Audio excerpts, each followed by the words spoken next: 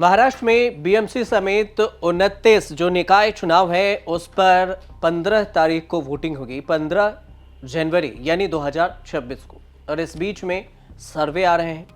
इसमें जो अभी सर्वे है वोट वाइब के को फाउंडर हैं अमिताभ तिवारी। अमिताभ तिवारी के अनुसार से जो ये आंकड़े बताए गए हैं उस आंकड़े को समझने की कोशिश करेंगे कि इस आंकड़ों में क्या कुछ जिक्र किया गया है। अमिताभ तिवारी क्या कुछ कहते हैं कि मुंबई में जो बीएमसी का चुनाव है उसमें क्या कुछ होगा।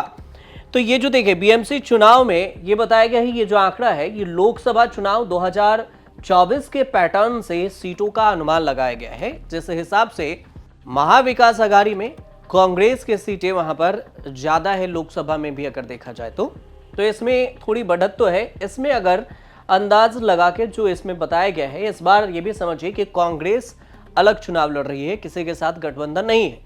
और इसमें अगर आप देखेंगे तो 2024 के लोकसभा चुनाव के पैटर्न से अमिताभ तिवारी जो इस पूरे का आकलन लगाते हैं वो ये कहते हैं कि बीजेपी 49 सीट, इसके अलावा शिवसेना के जो शिंदे हैं, एकनाथ शिंदे की पार्टी है वो 42 सीट, और शिवसेना यूबीटी और मन से जो राज ठाकरे की पार्टी है एमएनएस, अगर ये दोनों के अब गठबंधन हो गए हैं तो ये दोनों मिलकर 90 सीटें ला सकती हैं। कांग्रेस को 31 सीटें मिलेंगी और अन्य के खाते में 15 सीटें जाएंगी। ये लोकसभा चुनाव 2024 के आधार पर जो परिणाम है लोकसभा का, उसके आधार पर ये बीएमसी चुनाव का आकलन है। यही विधानसभा पे भी समझते हैं, उसके बाद आपको बताएंगे कि इसका क्या असर होने वाला है।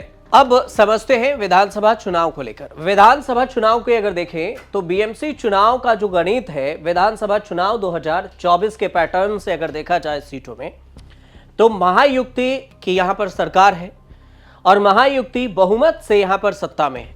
इसमें एकनाथ शिंदे हैं, एनसीपी है, बीजेपी है और रामदास आठवले की पार्टी है। इन सबको मिलाकर जो विधानसभा का चुनाव है महायुति जीत चुकी, प्रचंड जीत हुई।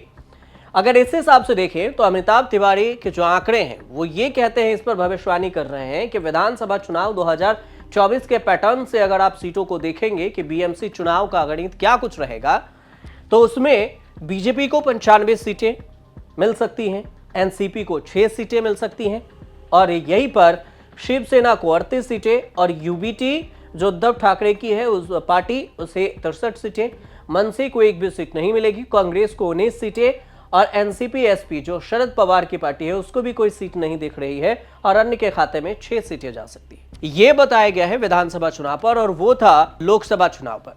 अब अगर लोकसभा वाले को देखेंगे तो उसमें दो चीजें हैं। अगर मगर की राजनीति को अगर माना जाए और इस आंकड़े को जोड़ा जाए तो कांग्रेस अलग लड़ रही है गठबंधन से, किसी भी गठबंधन में नहीं है, लेकिन उसको अगर जोड़ लिया जाए, मतलब जो महाविकास आघाड़ी में उद्धव ठाकरे, एमएनएस और एनसीपी के जो शरद पवार की पार्टी है उसको, तो बहुमत मिल सकती है। बीएमसी में महाविकास आघाड़ी बहुमत में आ सकती है।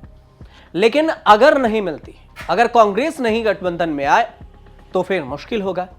और यही देखें तो बीजेपी वाली जो महायुति है, महायुति को भी लोकसभा वाला के आधार पर जो आकलन है उसमें दोनों के मिलने से भी बहुमत के आंकड़े को वो नहीं छू पाएगी। तो इस तरह से अगर देखा जाए तो विधानसभा और लोकसभा दोनों को मिलाकर जो आंकड़े थे उसको हमने आप तक समझाया है। फिलहाल 15 जनवरी 2026 को जब वोटिंग होगा यहाँ पर, और जब 16 जनवरी 2026 को परिणाम आएंगे तो पता चलेगा कि बीएमसी में फिर से दबदबा किसका है। क्योंकि बीएमसी में भी कब्जा देखे तो महाराष्ट्र में उद्धव ठाकरे का कंट्रोल अब तक रहा है बीएमसी में 2017 से अब तक चुनाव ही नहीं हुए। 2017 में हुआ था, 2022 में होने थे, लेकिन आरक्षण और कुछ वजहों की वजह से कोर्ट में यह मामला पेंडिंग था, 2022 में हो नहीं सका। अब इसी वजह से ये 2025 में कराया जा रहा है। 25 में भी 26 के शुरुआत में सुप्रीम कोर्ट का आदेश था कि आपको 30 जनवरी तक चुनाव कराने हैं। चुनाव आयोग ने 15 तारीख को दे दी है और 16 को परिणाम। अब इसमें पता चलेगा कि क्या दबदबा उद्धव ठाकरे का होगा या फिर महायुति इस पर भी कंट्रोल पा लेगी बीजेपी गठबंधन वाली। ये तो आने वाले वक्त में पता चलेगा। जब 16 जनवरी को परिणाम आएंगे तो हम आपको जरूर बताएंगे। फिलहाल अपनी राय कमेंट में हमें जरूर बताइएगा और सही लगे तो हमारे चैनल से जुड़िए, सब्सक्राइब जरूर कर लीजिएगा और देखते रहिए न्यूज़ तक।